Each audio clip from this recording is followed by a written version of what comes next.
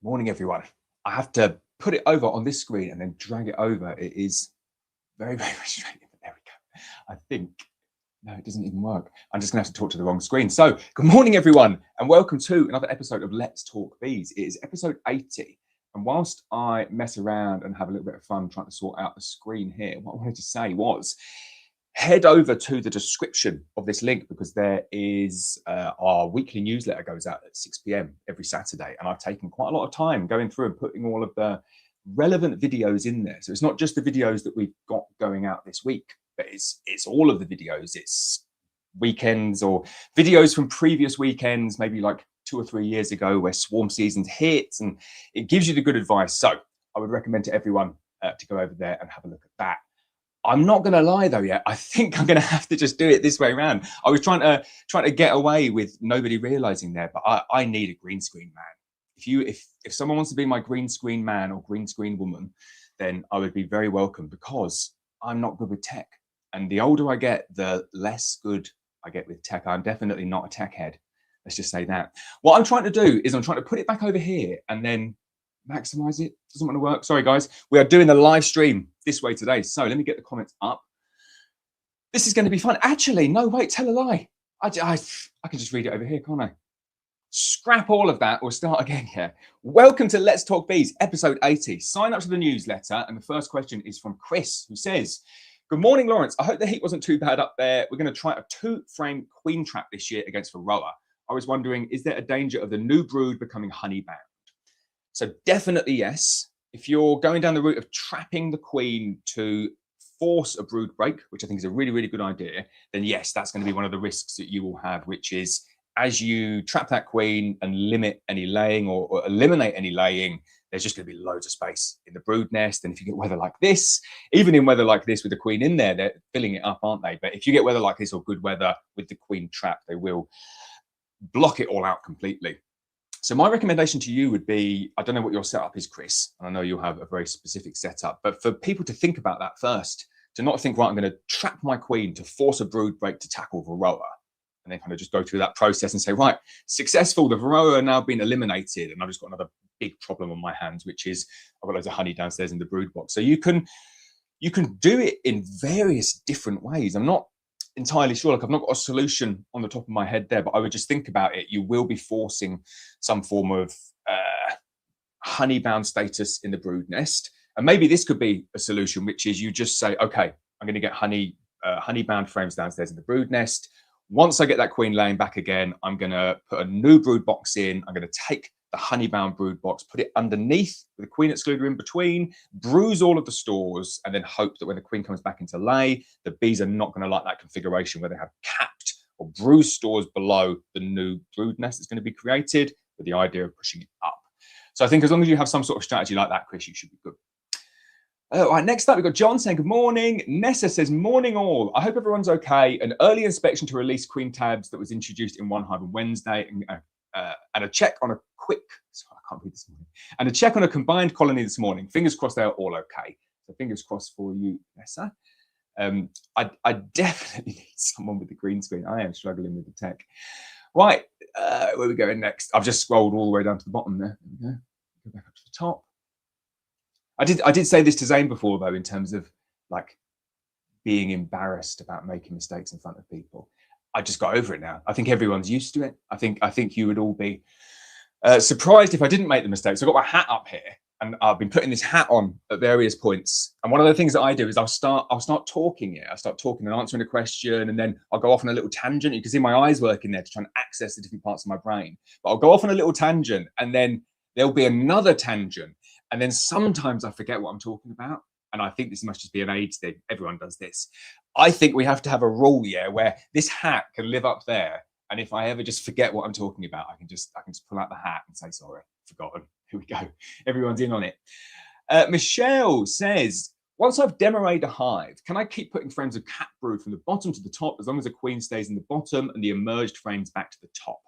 Yes, you can. It's called a rolling demoray, and it is more effective than a demoray split. But there is a big but here and a real caveat. I've been helping a couple of people just with a little bit of advanced beekeeping advice. And one of the things that we identified and we don't know if this is what is causing the issues here, but it's just made me think about it in a slightly different way, is that a demo split introduces quite a lot of movement. It introduces a lot of movement of frames, not huge amounts, but more than not doing the demo split. And that movement of frames, when beginners or amateur beekeepers are taking frames out and putting them back in, there is a risk of killing a queen. So all I would say with the rolling demo is, yes, you can do that. Yes, it makes the demo more effective, but also it's a lot more work and it introduces a lot more risk of potentially killing your queen. I have to say, taking capped frames from the top box. No, you're taking capped frames from the bottom box and lifting them up to the top. The bottom box is much less packed with bees, so you should be okay and fine for experienced beekeepers. And I'm sure you're experienced enough, Michelle. But for everybody else, I would say, although you get a slightly small amount of benefit by doing the rolling demo array, I don't think for a lot of people it's worth the risk. Julia Pollard says, good morning, Lawrence. In kilograms, what would you recommend would be a healthy, unhealthy weight for a brood box going into winter? I have polynational hives, first year beekeeping. Now, this is a really good question. And this is where a textbook answer could get you in a whole lot of trouble. And I mean a lot of trouble. Because what people think is the honey season's over. Let's say the honey season's over and you've treated your bees for varroa. So let's get our bees up to weight. And if I said to you, it's 40 kilograms is the figure that I use. I lift up my beehives, my polynational beehives, and once they're at 40 kilograms, they're good to go for winter. Now, the problem with that advice, and this is where people can get in a mess, is that what time does it need to be at 40 kilograms? A lot of people get that wrong. They take the honey off, they treat their bees for varroa. It's the middle of August, early September, and they say, right, I need to get up to 40 kilograms. So I'm going to pump the bees full of feed. And you couldn't do any more damage to your bees at that time of the season. This is what we teach people in 14-Day Beekeeper. This is what we're kind of spoon feeding people as best as I possibly can. And I mean that in the nicest way in terms of giving everyone the granular level of detail. I've almost forgot what I'm talking about. I'm not going to go for the hat. Here we go. The 40 kilogram rule is for the final weight going into winter. That's when I'm taking my apiary strips out. I take them out probably middle of October, and at that point they need to be 40 kilograms, there or thereabouts. I don't worry if they're 38 or 42, but something around that.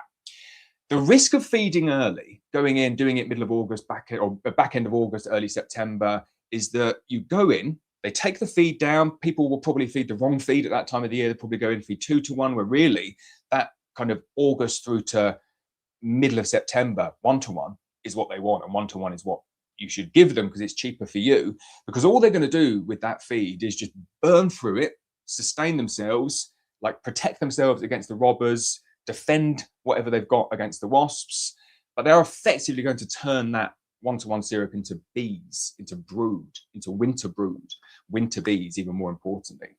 And you can't take the colony up to 40 kilograms until after that has happened.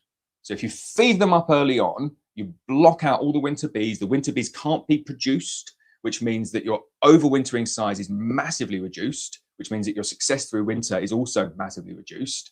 Whereas if you do it the other way around, so this is the advice, and this is exactly the system we do recommend in 14-Day Beekeeper, which is take your honey off middle of August. This year, heads up, it's going to be earlier, probably going to be back end of July, something like that, depending on where you are, maybe first week of August at the absolute latest. But then go in, do your apiary treatment, do whatever varroa treatment you want to do, give them a good period of varroa treatment to make sure that you're comfortable with them going into the second varroa treatment on the brood break in the winter. But then feed them 1-to-1 syrup, and keep on just trickle feeding them 1-to-1 syrup all the way from when you take the honey off, so maybe 1st of August, all the way through. I'm talking 8 weeks here, 6 to 8 weeks, where you're just going to be going back in. If they need a bit of syrup, you're going to be giving it to them, 1 or 2 liters, not that much. There's stuff out there. They're still going to be going out and foraging. You might go on to double brood at this time, and they might be building a really nice buffer, so you might not need to feed that much. This kind of 2 months, and I'm aware I'm going into a lot of detail here, this 2 months is the most dangerous, difficult part of the season. And it's the part of the season where people get lots of stuff wrong. So you trickle feed all the way through, not worrying about weights, not weighing anything. You're just going in, making sure the bees are alive and healthy and doing well. And then as you progress to like the back end of September into maybe early October, that's when I'm working on my weights. I'm going in, and middle of September, back end of September, I'm confident that the bees have produced the winter brood. So it doesn't matter if there's any brood there now.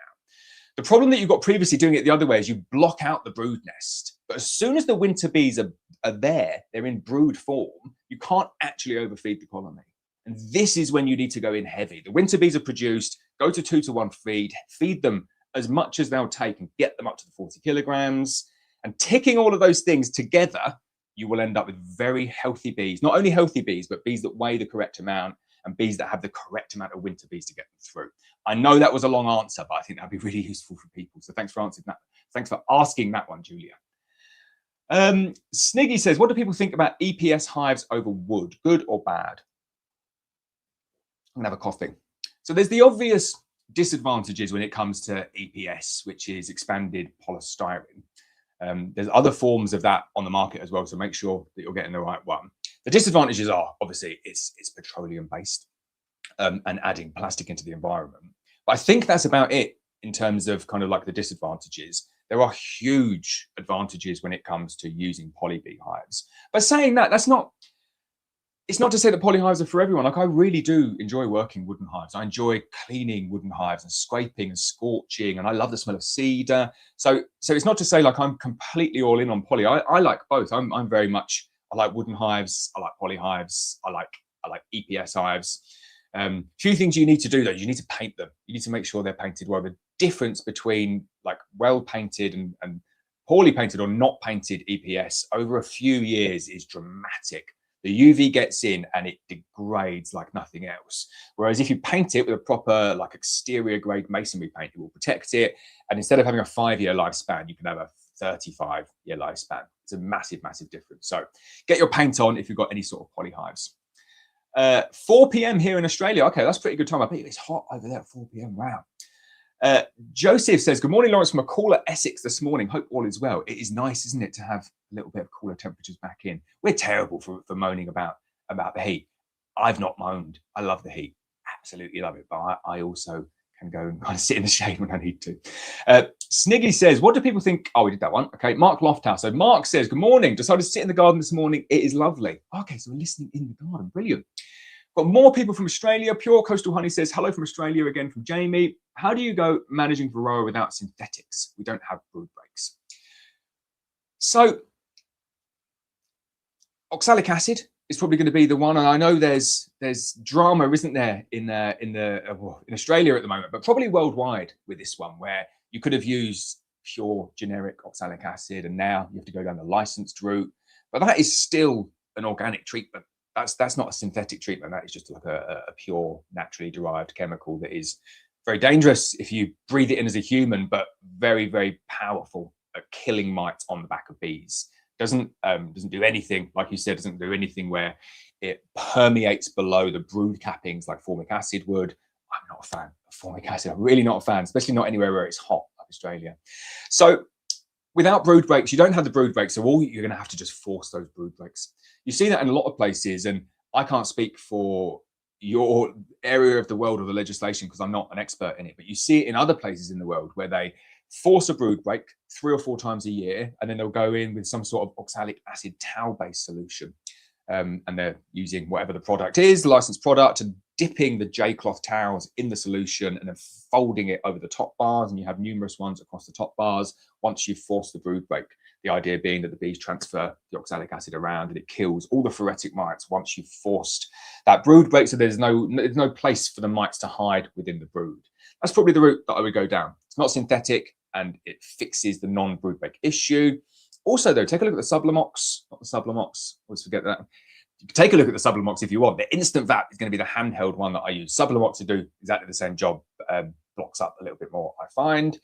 And then you can sublimate, and then you've not got to use the towels as well. But that's what I would go down. Matopka says, what are my bees not drawing the new comb? No waxwork. I also put sugar syrup. I would say if your bees are not drawing wax in this weather in the UK, then there is a major issue. There's probably not enough bees there. There's probably not a queen. There's probably no need for them to draw it out. If you have all the conditions there for them to kind of actually draw comb at the moment, they will be drawing it because there is excess nectar coming in. Pink, it's honey, Steen, I've forgotten. It's been so long. Stein, no, Steen. It's Steen. Pink, it's honey. There we go, because Stein's wrong. Steen, good morning. Robert Tilton says, hi, Lawrence. I hope the family is keeping well. Thanks for posting the Queen on Thursday. Sent you an email showing she is alive and kicking. Excellent. I am behind on emails, as you can tell. Too busy writing newsletters and doing live streams, but I will clear out all of the emails this weekend. It's a good shout though to say that. Like what we did this week was for the first time ever, we postponed all queen deliveries. Like we have a lot of queens. There's 700 queens everywhere, probably like 680 queens now in my garage, and I'm babysitting them over winter, keeping them over winter. Definitely not over winter. I'm babysitting them over the weekend, keeping them nice and cool.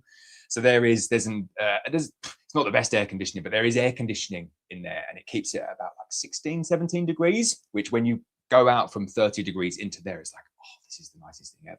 But we postponed all deliveries. So all of those queens will be sent out on Monday for delivery on Tuesday. But we said to customers, like, I don't want to dictate that we're not sending your queens out. Like I'm not comfortable sending them down to London or Kent or something like that, because it's very, very, very hot. But I don't want to give anyone a problem that you've ordered them. And I said that they were available for that date, and they are here. And I think with precaution, I think they should be fine. So I gave people that option, and a few people did say, oh no, look, it's an emergency, please can you send it down and just do whatever you can. So I did a video on this. There's a really long, I spent the whole day filming this video, but I did, we sent probably sent like 20 odd queens out. All of them got through. Like the amount of emails I got back, people saying, yes, they're good. So thank you for that, Robert. What I did was I went down to B&M Bargains and bought myself some sponges, and then soaked like a sponge, like the size of my hand, and just slip that in into like the queen packet, and then rested the cages across it. And then we're going to put that back in the air conditioned room. So like the moisture in the sponge stayed nice and cool. And then we got a delivery, we got a collection from Royal Mail at 5:30. We're so lucky with our collections. It's not like a lot of other queen suppliers go, you'll see it on the website. You can kind of tell when their collection is. They'll say, we can dispatch same day if you order before 9 a.m, which means like we're taking the queens down to the post office at 9 a.m or 10 a.m. And for us, like we can dispatch if you order before 4 p.m. So we never take them down there because we get a collection at 5:30. I don't know how we fluked the best collection ever. But I'm also friendly with the collection guy. He turns up every single day. And I said, I don't want to put them in the back of the van. Like, can I put them in your front seat? Can I put this bag of queens in your front seat with the window down, and you go straight to Chester because it's only 20 minutes away?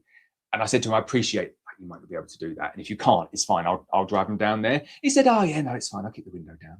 And he did, and he took them there, and every single one got through. So it was a good plan. And I'm glad that they all arrived safe and sound. Well, I'm going to have a sip of coffee.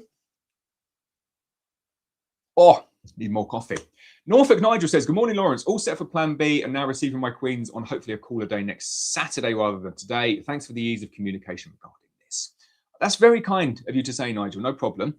I am trying to get better at communication, trying to get better at like customer service, and user experience is a big one, but the comms is a part of that. So I had to make a decision. It was difficult, that one. I was thinking on Wednesday night, do I wait until Thursday? Do I wait until Thursday? The temperature might change. And I thought, no, I'm going to make a decision, stick with it. There we go. And it went well. So fingers crossed they're all good in the garage. I went in there this morning and checked and like refreshed the water and stuff, and they're just looking up like, yeah, we're fine, sweet, leave us. Darren says, morning, Lawrence. That nuke you gave me early April has finally covered both sides of every frame on the second super. None capped yet, but every frame is heavy. Is it too late to demerate or just super? Oh, that's a really good question, and I want to talk about doing demo rays now, because I've sent out a couple of emails, I've sent out a couple of guides, got like a wasp survival kit guide, and then a PDF guide on how to complete a demo ray. We sent that out last week, and I would say the demo ray system here is perfectly timed. Like, you've got a nuke there. It's filled the brood box. It's now filled 2 supers. Nothing's capped, but you've got a brood box and 2 supers full. You are in peak swarming season. I know people kind of look at April and mainly May and like a bit of June. I guess we're kind of still in that position now as the swarm season, but I think they see it as like the build up to the solstice. It definitely kind of lags after the solstice as well, because the trigger to the bees to say the solstice is here, the longest day is here, is going to be the sequentially shorter days. So as soon as they kind of as soon as they realize that, they're like, okay, slow everything down. And then you get like 3 or 4 weeks before you start to see the impact of that slowing down. And we're in that period now. We're in that, okay, the bees might be slowing down a little bit now, but you're not seeing the signs. The brood is still there. It's a few weeks away before you start to see those signs. So you're perfectly primed for a demo ray. You're in perfect conditions for a demo ray. And guess what? It works so well at this time of the year, because the next 3 weeks are quite difficult when it comes to swarming. You'll see on the newsletters, it's very much go out there with extra boxes. I'd be surprised if your bees aren't swarming. And you need to go and check this one as well, Darren. A good thing to add on there, I nearly took my hat, is to do not do a demo rate if you see any signs of swarm preps. None at all. They have to be not preparing to swarm and then go ahead and do it. But the beauty of doing it now is that it gives you a three-week relief through to early July. Like the swarming pressure should start to subside then. So let's have a look at this one here, Darren. You've got 2 supers on it at the moment. I would say do a demo rate. If we keep the weather, you're likely to be up to 3 supers, probably 4 if I'm being realistic. That gets you through the difficult part of the season, takes you through to maybe early, like what's the date now? 27th of June. So it takes you through until mid to back end of July. And I would say, I'm not even joking, I think the season's going to be finished by then. That's kind of roughly where we are. So I would say do the demo rate now, get yourself up to 4 supers, and that's probably going to be it for the year. Here's what's even nicer though, yeah, with an early season, with a compressed season like that, where you take the honey off earlier, like your best friend, your absolute best friend in the world is a top brood box of a demo rate full of honey. That couldn't be any better. Do the demo rate today, fast forward 4 weeks. Let's say you've got a brood box, 4 supers, and then a box at the top that's full of honey. Take the honey away, go and harvest it, get your top box of honey, put it underneath the bottom box. No, you don't even need to do that. This is why the system's so good, Darren. Just take the supers away. So you've got your brood box with all the queen in, you've got your supers there, and you've got your top box that's full of honey. Just take all of the supers away and leave them with the bottom brood box and the top box full of honey, and you're fixed for winter. I'm going to go out and do a demo rate this weekend. That sounds like a good plan. I think this is what I'm saying to people. It's likely that your bees are going to try to swarm this weekend. I think people are going to go out and find a lot of swarm cells. Go ahead, take the necessary action. If they're not swarming and you've not done a demo rate yet, do a demo rate this weekend. It is the time to do it.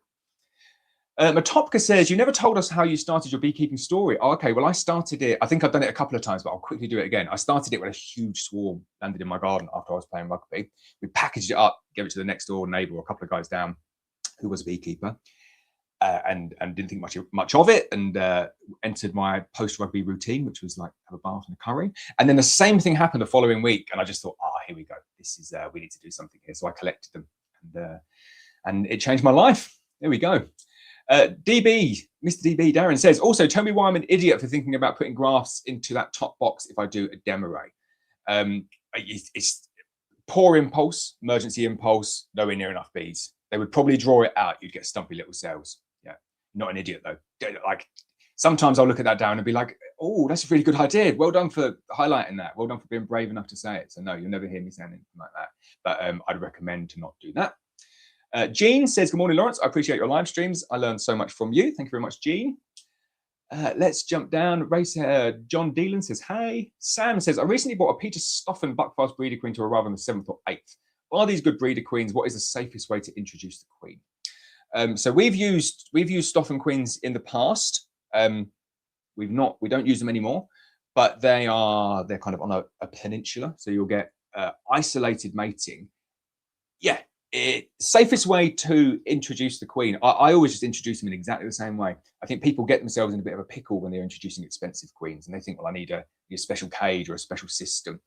But the hopelessly queenless system is kind of foolproof, he says, after doing Zane's first nuke and failing it many times over. We didn't fail that one, and we're going to fix that. We're going to fix that one. That is what I would recommend. Make up a split. A split in the same apiary is generally good if you're introducing a queen that you really, really want to take the best care of. I would take like 3 frames of brood and a couple of frames of stores and all of the bees, and like shake in some extra bees as well, like a really nice big strong nuke. 3 frames of brood, 2 frames of stores, loads of bees. Take it to a different location in your apiary, so same apiary, yeah? And you're going to use the thing that normally you don't want to happen to your advantage here, which is you've made a nuke. It's got 3 frames of brood, loads of nurse bees, a couple of frames of stores, obviously no queen in there, but you've got old bees, you've got drones, you've got foragers, you've got like a full mix of everything. Now, what's going to happen is over the next couple of days, all of those bees are just going to fly off and kind of go out and forage, and then they're going to go back to the original hive.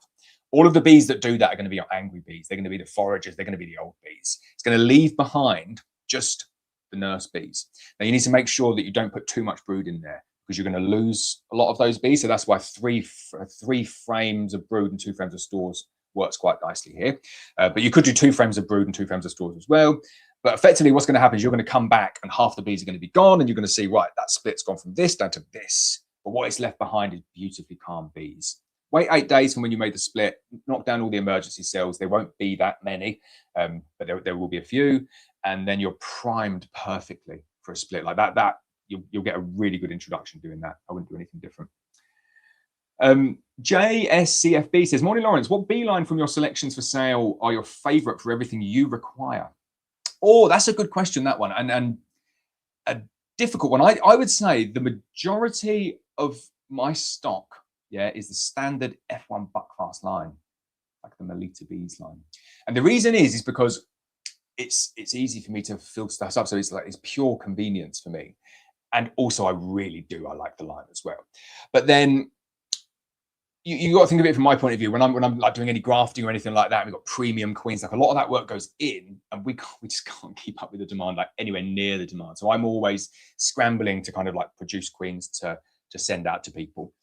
Like the Lutz ones are amazing. Like I did a video there's a couple of videos coming up. There's some really, really good videos coming up. It's just, everything's changed. I'm nearly reaching for the hat here.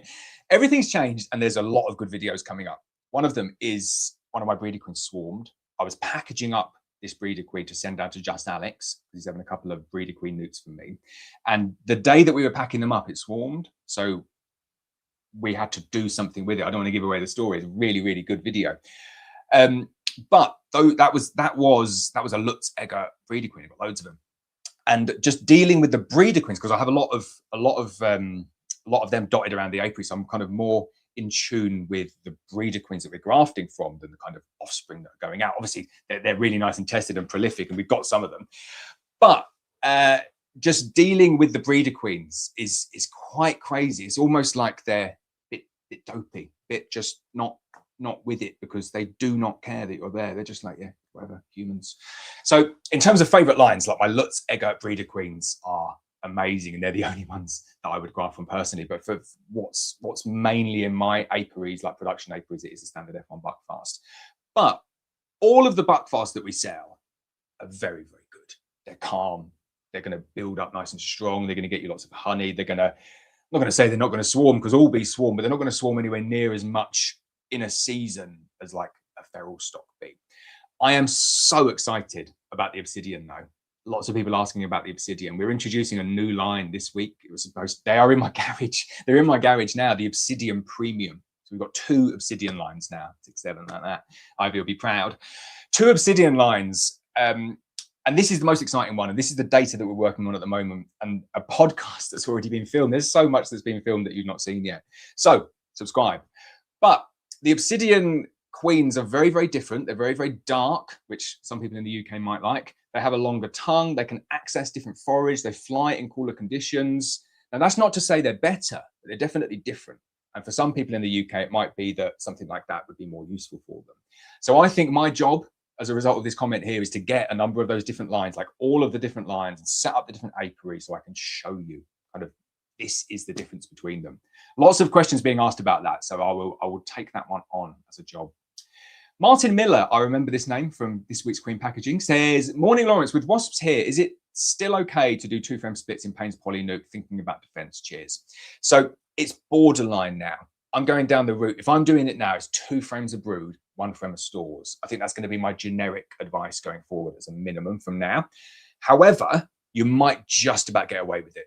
So if you're talking about a 2-frame split here with 1 frame of brood, 1 frame of stores, yes, just about. I'd extra shake the bees in. And if you're going down the 1 frame of stores, 1 frame of brood route, I would definitely move them to another apiary. If you're making splits in the same apiary now, I'd go minimum 2 frames of brood, 1 frame of stores, and just be careful doing it in the same apiary. The robbers will come back. So don't feed straight away.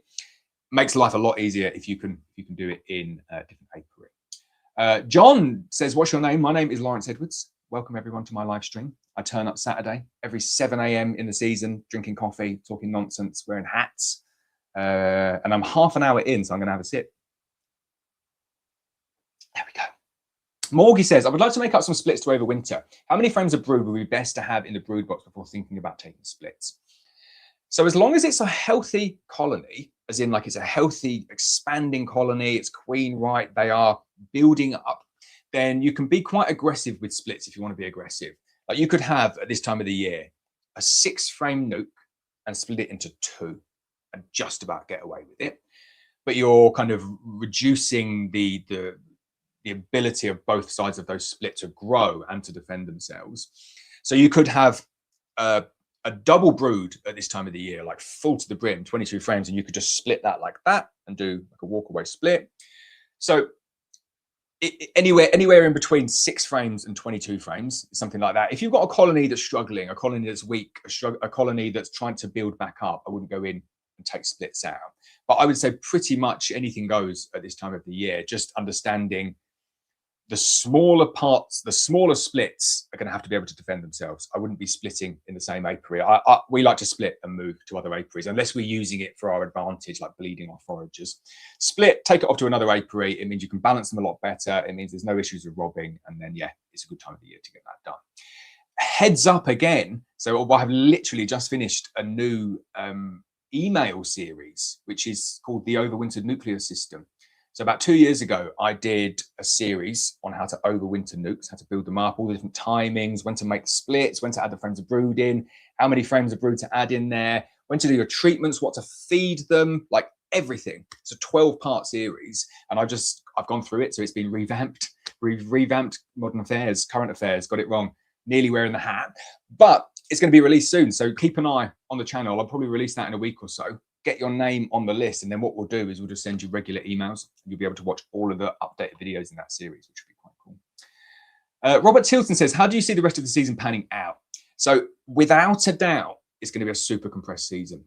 Without a doubt, it's going to be carnage. Have you seen the flowers? Have you seen the sun? I'm not saying it to you, Robert, but have you seen the expansion of everything? So here's really this is exactly what is going on here. Yeah, we in our back garden, I started planting some vegetables, got some strawberries and some herbs and some salad and lettuce and stuff like that. And we've now got rabbits just everywhere. Like it's the worst rabbit season ever. And I don't mind rabbits, like they can come and eat the vegetables or do whatever.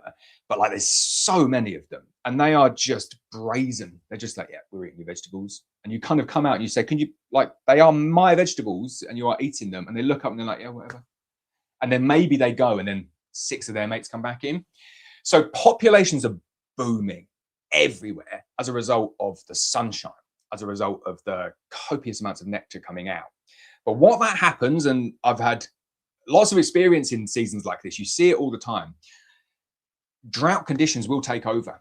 Unless we get some rain, what we need now is we need a decent amount of rain, not just like a weekend thunderstorm. We need kind of like a couple of days of really good constant rain to saturate that ground again. The plants are in survival mode. Go and have a look at what the plants are doing at the moment. They are very much in survival mode.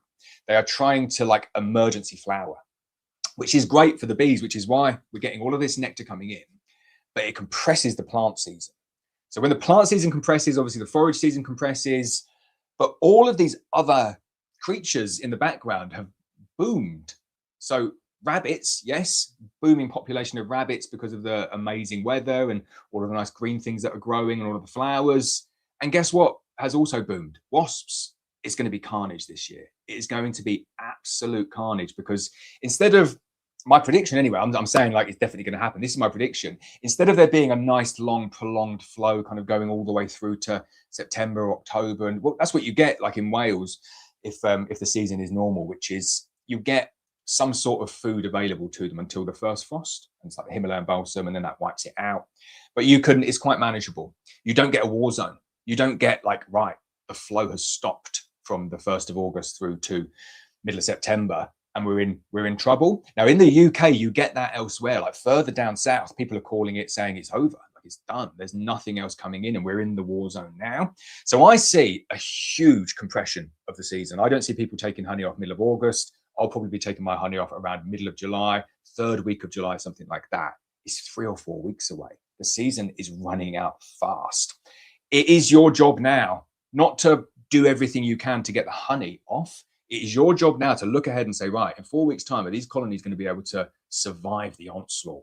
Lots of people will get that wrong. Lots of people will end up with dead bees, me included, because wasps are really bad generally at this time of the year, kind of as we progress now through to September, October, maybe a little bit before that. But I think this year is going to be really bad. You're going to have horrific robbing. There's going to be tons of wasps. There's going to be no forage whatsoever. And all of those three things combined to make beekeeping pretty miserable, but life pretty miserable for your bees as well.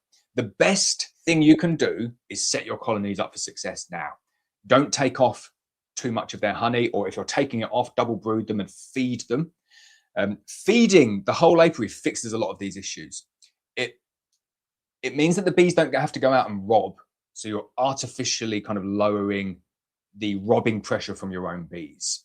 It makes the bees much more resilient and able to kind of like defend themselves because they've got stores. So they've got something to defend, but more importantly than that, because you've been feeding them, they've got brood. So the brood emerges out, so their numbers are high. They're going to lose a lot of bees throughout this season. So yes, answer to your question, I see it panning out quite fast, super compressed season, and I think we need to take action now to make sure that it doesn't all go wrong in a few weeks' time. Oh, next one. C1 says, do you have a video on how to use an apidea? We can't find one on 14-Day Beekeeper. So the apidea videos won't be on 14-Day Beekeeper. They'll just be on YouTube. There's a few on there about how to use an apidea. But I'm doing some of them at the moment as well. There's a video on YouTube. John Beagle is generally quite good for this. It's about raising queens, and then I raise a couple of batches in some apideas to take you through the whole process. But yeah, it's not on 14-Day Beekeeper, that one. It's just free for everyone. Matopka says, my friend has a lot of hives. It's hard to read that. So my friend has a lot of hives where there are apple trees, but due to pesticides or chemicals, his bees are dying and vomiting near the hive. Do you have any solution?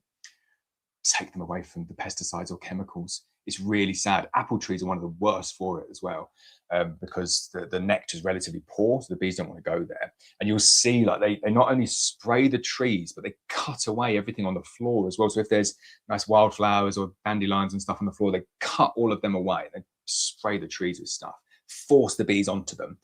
I'm not a fan of that. I would take the bees away and let the bees just freestyle somewhere where it is where it's nice. No type of honey is worth that, in my opinion. Darren says, morning, Lawrence. Oh, I did that one. Okay. Few duplicates there. Sam Bennett says, good morning, Lawrence. I caught a swarm in my garden 2 days ago in an empty hive. I was too busy to move it immediately. Do I need to take it 3 miles away now to move it back to my apiary? Great question, and a challenge on the 3 foot or 3 mile rule. Excellent challenge, Sam, and one where it doesn't actually apply. So normally the 3 foot or 3 mile rule is this: if you want to move a colony, you can move it up to 3 feet in any direction. If you move it any more than that, you have to take it 3 miles away, or else the bees get confused and they don't know where the beehive is. However, if that beehive swarms and throws out a swarm and it lands just somewhere in the apiary, in an empty hive, anywhere in the apiary, in fact, they automatically reorientate to that spot if they stay put. So if they're still there, that's it. You're all good. You can just leave them there and get on with it. It's a really nice one to know, that one, because it saves you quite a lot of work moving bees around. Using that one to great effect. Sam, well done. Julius Hicks says, hi everyone, I'm doing my first farmer's market tomorrow. I hope everything is going good over there. I hear it's hot outside. It is hot outside, but it's very, very nice and much, much cooler today. Good luck with the first farmer's market. Jean says, I tried to do a split and it didn't turn out well. Placed the queen in a brood box with resources on bees, with the other split brood and no queen. One swarmed and one died. Oh, one swarmed and one died. Unfortunately, Jean, means that it's unbalanced. So the one that swarmed probably had too many bees in there and the split didn't come early enough, or all the bees went back to that one. And then the one that died is because all of the bees went back to the other one and left probably all of the brood there. Safest way, if you can possibly do it, is package them up when you make the splits and take it to a new apiary 3 miles away using the 3 foot or 3 mile rule. It perfectly balances the bees.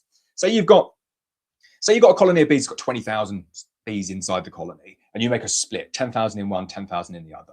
If you take one of those 10,000 beehives and take it to another apiary, then it's all good. You will remain at 10,000 in one and 10,000 in the other. If you make that split in the same apiary, you're probably going to end up with like 16,000 in one and 4,000 in the other, possibly 20,000 in one and 0 in the other. Now, the way to make sure that you keep some bees in the other one is to make sure that there is sufficient brood in there. looking for much more like capped brood is what you want in that one, because it means it doesn't need quite as many bees to keep it warm, but the bees will stick around for it. If you just make a split and take, say you've got a double brood, people make this mistake. Say you've got double brood like that. Bottom box is full of brood, top box is full of honey. And you say, right, I'm going to make a split, and you do that. That one's going to die. No bees are hanging around for a box that's just full of empty honey or full of honey. That'll just get robbed out. They'll all stick over here. So you need to balance the bees and you need to balance the brood. I think that might be what's gone wrong here. If that's not what's gone wrong, then let me know. We can do it in the next one. But I think that's probably what it's going to be. So Jean says, what would you have done? For that one there, I would have balanced the split a little bit more effectively, and I think that would have fixed it. Right, some coffee.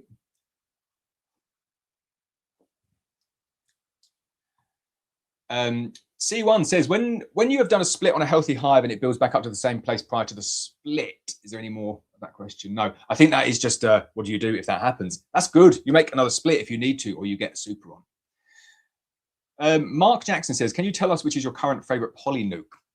That is a good question, because I would put the purpose in there as well. Just going to try that, and I'll do that afterwards. If I'm transporting them in the post, I need a single molded unit. I can't have any bits. I can't have anything that needs strapping down, and it's better to screw it all up. So we send out our nukes in the Payne's poly nukes. For ones that I've got at home, I've just upgraded all of mine to the Bello nuke. A, because they look really nice. B, because they're like hugely durable. And C, I don't know what C is. I was going to come up with a good C, but I'll probably have to wear the hat for that. Let's put the hat on for a bit. Right, next up, Justin Parsons says, morning, how will the bees be with an inspection today? So much better, because it is cooler. I would wait until tomorrow if you possibly could. First thing tomorrow is probably going to be the sweet spot. You need to come back, everyone, next week and tell me how many swarm cells you found, because I think a lot of people will be thinking, yeah, the weather's good, the bees are doing well, I've not lost any swarms, I've got through it. And you might not realize that like the response to this week's heat wave isn't this week, it's next week. So come like any time going forward now, from like Sunday, Monday, Tuesday onwards, get good weather. It's going to be swarm central. Get your swarm traps at the ready, because next week will be wild when it comes to swarms. Jason B. Tree says, needing to move a 6-supered hive, 6 supers and 1 brood away from my home apiary, how would you go about this? I would harvest as much of it as I possibly can. So anything that's good to go, take it out and get it in ready for harvesting.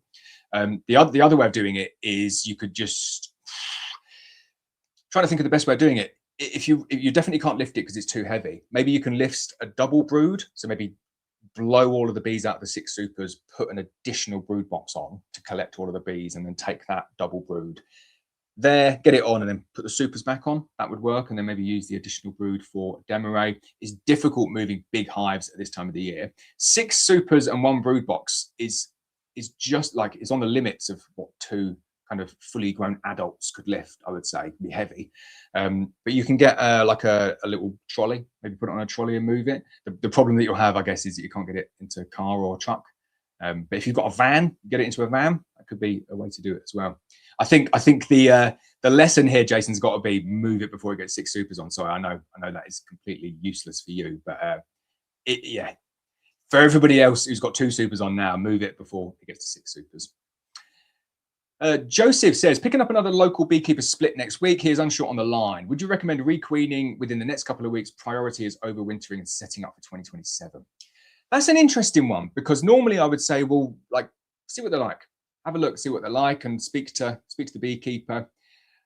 It's a split that a local beekeeper's done. He says he's unsure on the line, so it's probably just it's feral stock. But see what the beekeeper says. He might not be happy with you requeening it with something else.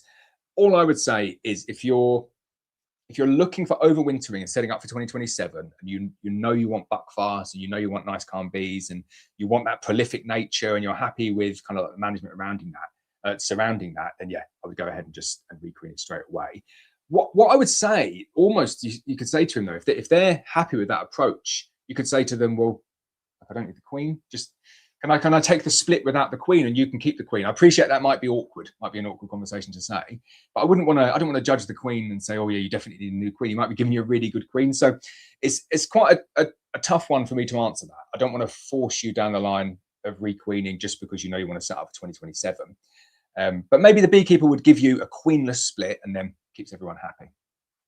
Justin says, I posted in Circle about what people thought on the Pagden method. Have you ever used this and do you have any views? So these are all very, very similar methods. They've all got different names, but they're all just effectively what you should do when you come across swarm cells, or what you should do to stop bees swarming.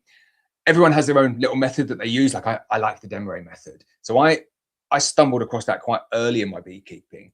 I wasn't a fan of any horizontal artificial swarm methods. I really didn't like them. The Pagden is one of those. I think I'm terrible when it comes to like recalling information. I'm pretty sure it is though. So any sort of artificial swarm where you've got bees in a beehive like that and you say, right, they're swarming, let's do this, is completely unsustainable in my opinion, because it works in year 1. You struggle with it in year 2, and year 3 you're like, I can't do that anymore. Like I'm on 400 hives, so I need to go to 800 or whatever it is. It just doesn't work. Whereas saying, right, I've got a colony here and I'm going to do this, and they're just like one beehive still, that's my swarm prevention technique.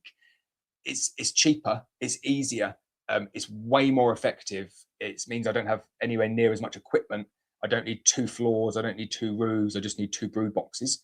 So it's, for all of those reasons, that's the kind of method that I recommend. I don't necessarily think there's anything wrong with that method. Like, it's a valid method and it does work, but I don't like the reactive nature of a lot of them. That's the problem with it. It's a case of saying, right, if your bees do this, which is undesirable, then let's do this to fix it. Whereas I like saying, right, the bees are going to do something undesirable here. Let's do something to stop them doing the undesirable thing. And I think that's the Demarest versus kind of all of the other horizontal artificial swarm methods. And that's why I like it so much. CS1 says, is it okay to have 3 national standard brood boxes? So yes, it's fine, but it's unnecessary. It's a huge amount of work and it's very, very inefficient in terms of resources because you're going to lose tons of honey into it. I'd limit them to 2 if you possibly can.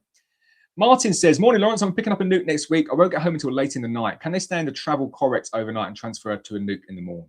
So first things first, we don't send our bees out in travel Corex. Absolutely no chance, especially not in temperatures like this. I'm quite astounded that people are still sending out bees in Corex in this weather. So fingers crossed, Martin, that they get through. We don't like Corex, but definitely not. If they're sending it in Corex, you need to be there. Like we do the handover. The Royal Mail give you the parcel and you take it and put it in the beehive, like straight to the apiary. That is the recommendation that we give to people. So not even like, can they wait until later on in the day? I would be speaking to the supplier of the nuke and saying, we need to rearrange the day. Definitely do not do that. I think if you did that, Marty, you come to them in the morning and they would be dead, every single one of them. I do not recommend it. I think go and find an alternative approach. Sorry, it's quite hard hitting, I know, but I saw that one. I was like, oh no, I'm worried about this. James says, morning, Lawrence. Hope all is okay with you and family. Really quick question. I've seen a couple of people talking about putting stinging nettles in their smoker to help with varroa. Do you have any thoughts on this? I love this. You get this with everything with beekeeping. Yeah. Here we go. I'll give you the example. This is my coffee, yeah? I'm going to put my finger in my coffee, and it's got a special power. It means when you put your finger in your coffee, your eyes stay open. And look at that. Finger in the coffee, my eyes are open. So there's only one conclusion that I can make here. Putting my finger in the coffee means that my eyes stay open. Caffeine. Okay, so maybe there's a little bit of logic. That was a terrible example, but you get the idea. Yeah? It's the same with a smoker. I'm going to put some nettles in my smoker, put them in because it's going to help with varroa. Someone comes up with a great idea. Puff, puff, puff, puff, puff, puff, puff. Okay, the bees are not dead, everyone. The bees are not dead. Right, let's go to the next winter. Right, we've not done any treatment. All we've done now is we just puffed our bees with stinging nettles. Did the bees get through to next winter? Yeah, they did. And it's at this point people say, we're onto something here, guys. We are seriously onto something here. And then they do it the next year. They tell a few of their mates, and a few of them are out there. And sorry if it's really condescending to anyone that is doing this, but I'm pretty sure it's snake oil. It's a myth. They go around second year, all their mates doing the same thing, and they say, the bees are not dead. Yeah, we found this revolutionary treatment for varroa. It's called stinging nettles in the smoker. Look, it works. Yeah. Third year, yeah, which is when all of the colonies die because of varroa. That's just like standard cycle. The people who have been puffing their bees, yeah, with stinging nettles, saying this is the best treatment, they say, my bees died. Yeah, they died. It was the cold and the damp that got them. I was treating them for varroa with the stinging nettles. It definitely wasn't that. We proved that in the previous 2 years. It was the cold and the damp that got them. And anybody that knows bees is like, they die from PMS. Like they die from the impact of the mites, like the parasitic mite syndrome, nearly forgot it, as a result of that prolonged exposure to the viruses over many years. So the stinging nettles in the smoker has done nothing here. What you have effectively demonstrated is that the standard approach applies, which is don't treat bees for 3 years and they are probably going to be dead. There we go. So my thoughts on it are as clear as that, James. I think it's a load of nonsense, but I welcome people trying new things and like actually going through like a study, because if stinging nettles in the smoker was really, really useful, there'd be some sort of study that would go with that. Someone would capitalize on it, no doubt, and have some sort of paid product for it. I don't think it's true. Sam says, earlier you said about having an early honey crop this year. What makes you think that? So I went into it previously. I think it will just be compressed. It's not necessarily an earlier honey crop. It's the war zone that is coming is going to be longer than it normally is, which means that I'm going to recommend to people to take the honey crop off earlier to protect it and preserve it, and not in a, oh, let's take the honey off for the bees. It's like, you're going to get robbed. You're going to be under severe pressure here. So I'm going to take that honey away. We'll look after it for you, and we're going to feed you. We're going to look after you during this really, really difficult period by feeding you, which lowers that robbing impulse across all of the bees in the apiary and means the bees are able to better defend against the wasps. It has like a double-pronged benefit for you. So some people could look at that and say, oh, just interested in the honey. The honey is kind of irrelevant, yeah, because what you can't do when the honey is there is feed the bees. And what you need to do to prepare the colony to defend against the robbing bees and the wasps is to feed them. So you kind of have to take the honey off anyway. And then you get all of those additional benefits from feeding at that time. Makes life so much better, so much easier for the bees and the beekeeper. Well, we've got 8 minutes left, so I'll go fast. Martin says, also, I want to use this nuke to boost the honey production's colonies for next year. What's the best way of doing this? Move them to a hive, then take frames of brood, or from the 6-frame nuke. Okay, so if you just want to boost colonies, I would say first assess whether the colonies do need a boost. If you've got colonies on double brood, they don't need a boost. If you've got colonies that are on single brood and 8 frames, they don't need a boost. If you've got like a 4-frame split and you're thinking, I could do an extra frame of brood in there, that's where I'd be putting the frame of brood at this time of the year. I'd also probably say that like adding the frames of brood in, it's not a case of, right, add this frame of brood in here, get more honey out. It's not as straightforward as that. When you add brood in, you're adding in more bees. When you add in more bees, you're increasing the risk of swarming. Obviously, if you increase the risk of swarming and a couple of colonies swarm, you lose a lot of the honey from those colonies. So any marginal gains you get on the other colonies where it worked, you might lose more from the colonies that are swarmed. So my recommendation for you would to be, don't boost any production colonies. It's kind of too late in the year to be doing that to be able to get any measurable benefit out of it. Supposed to be doing quick fire. I think you'd be much better off just building up those 6-frame nukes and taking them through the winter as separate colonies. Francis says, hi Lawrence, 2 a.m. here in the United States. I did the demo rate and made 464 pounds of honey. Right, so we need to clip that one to the nth degree. Francis Moore did a demo rate and made 464 pounds of honey. Can we get a picture, please, Francis, or a video? Not to like assess the evidence, but just as a snippet to say how amazing the demo is. Wow. My favorite thing whenever I do this, whenever anyone talks in pounds, is I say, I'm going to make that better. So look, Francis Moore did the demo rate and made, let's see how good my maths is, 932 half-pound jars of honey. How close was that to 1,000? I bet the maths is wrong as well. Fantastic. Well done, Francis. That is very, very good news. Whereabouts are you? Because that's unheard of. It does sound more in pounds. Like I know bee farmers in the UK in the very nice Goldilocks zone achieve similar-ish, yeah, like top end, but that's amazing. I want 464 pounds of honey in my, oh, sorry, 932 pounds of honey. No, it's not 932. I got it wrong. It's 928. Shocking. Right. All those teachers, all those years, they said you'll never have a calculator in your back pocket. Little did they know. Kevin says, hi, can you still harvest honey from frames that have some wax moth in them? I've never come across this situation, but it was a hive that somebody was basically going to abandon. If I hadn't gone to them, if you hadn't gone to them, you froze the frames and they're still currently in the freezer. I would not recommend you doing that. A, because you do not know what those frames have had on them. There could be chemicals, there could be pesticides, there could be, oh, God knows what else. But what you do know is that there's wax moth. So there's definitely going to be old gammy wax moth larvae that have decomposed and frozen and then probably defrost once they come out of the freezer, plus all of the trails and the detritus and the no chance. I personally burn them. Burn every single thing that you've got there. There is no benefit to you there whatsoever. There's no benefit to you there. There's also no benefit to the bees there as well. What you've got there is a whole lot of unknowns. Is there disease? Is there pesticides? Why did those bees die? And what are you going to do with them? If you're not going to eat the honey, which I recommend definitely do not do, I would not give them back to the bees. It's even more risky. It's like saying to the bees, would you like some disease? And they say, what disease? And you say, I don't know, but here you go. There's probably some disease in here. Burn it. Dig a massive pit, 2 foot deep, stick it at the bottom, burn everything and encapsulate it. That's the safest thing to do. Sorry, you've gone to all that work. Right, where are we going? Oh, we're not nearly at the bottom. Okay. Mark says, in the latest episode, Zane, see, I do this on my videos. I told you that. I need to get into live stream mode. In the latest episode of Zane's First Nuke, could you have done a demo? Possibly, but they kept on messing things up before we get to that point. We'll get there. We'll get there. Denby Honey says, an absolutely great decision on not posting queens out. Good call, mate. Thank you, Paul. I have to say, I'm blown away by the support from our customers. I don't think in previous years, like I don't think I would have made that call in previous years for fear of like reputational damage.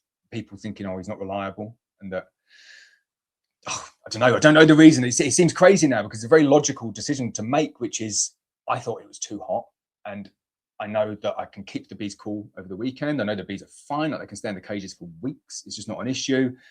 If they're with me, I can keep them cool, and then, okay, it's inconvenient for people and there's going to be delays, but Monday for a Tuesday delivery is not the end of the world. But then overlaying that by saying, look, if you want us to send them, we'll do everything we can to keep them cool in the post. Like if it's an emergency, we'll send them out for you. And going through that process and sending them out, and then everyone coming back and saying they are tip top, nice idea with the sponge, and made me feel really happy. So it was a good decision.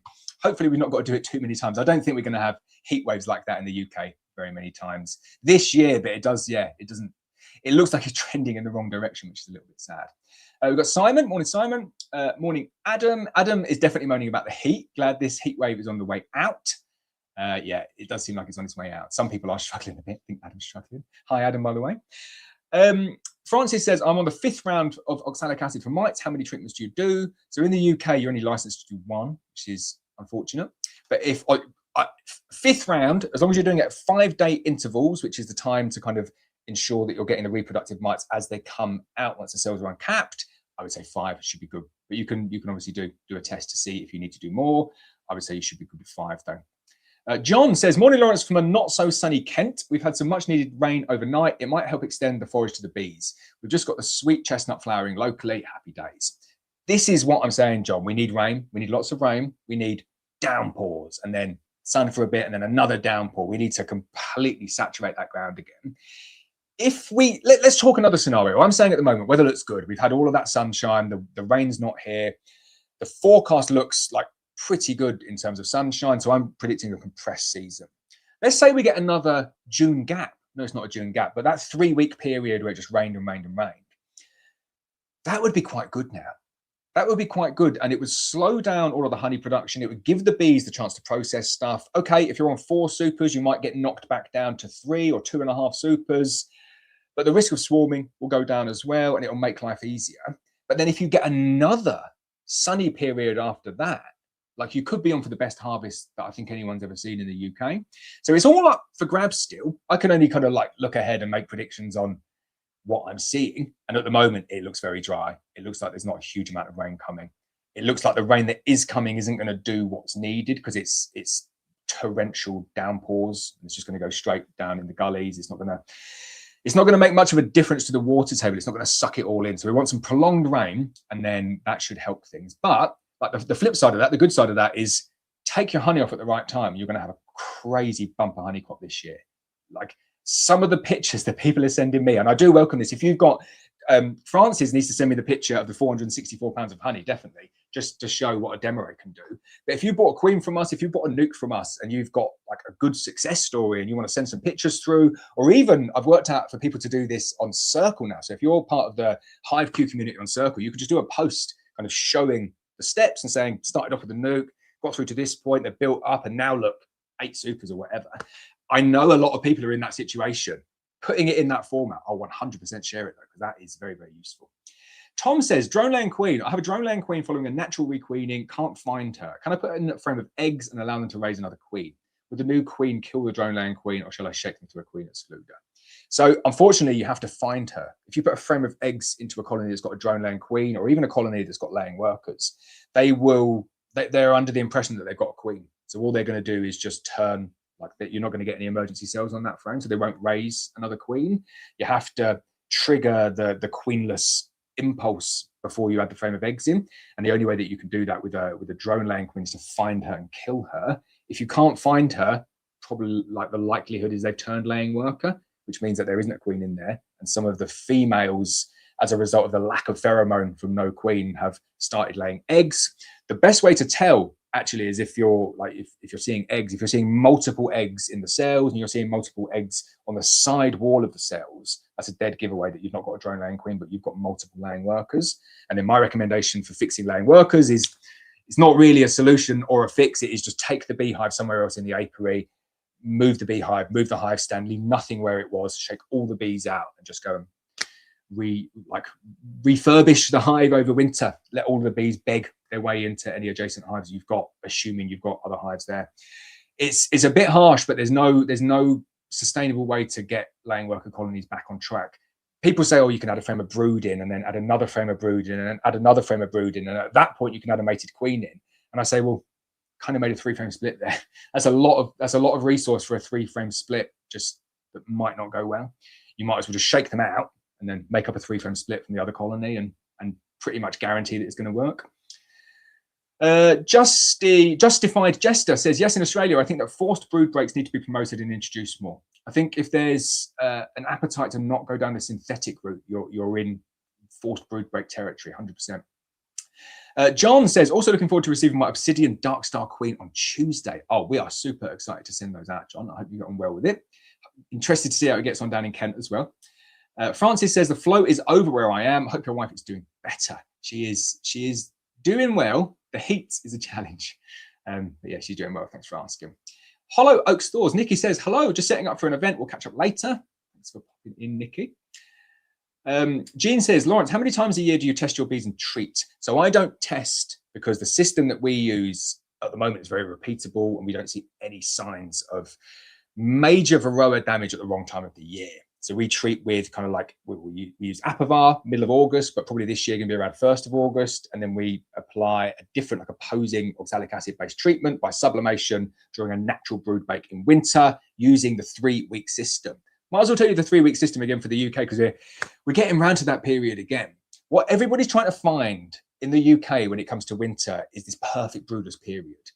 If you sublimate oxalic acid into a colony during a broodless period like that, all of the mites are phoretic, which means they live on the back of the bees. There's none of them hiding away under the brood cappings because there's no brood.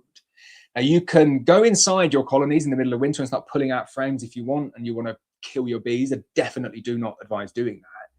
But there's no other way to actually kind of confirm that the colony is broodless. So I say to people, go for rough timings. Treating them at the rough time with a little bit of brood is way better than going in and confirming it.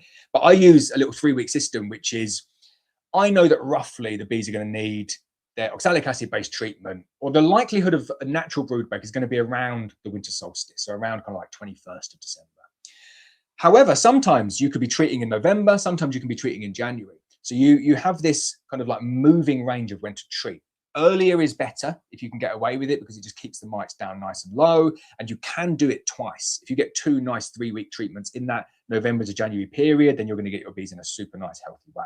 But this is how you do it. This is how you work out if there's any brood in your colony without actually going in.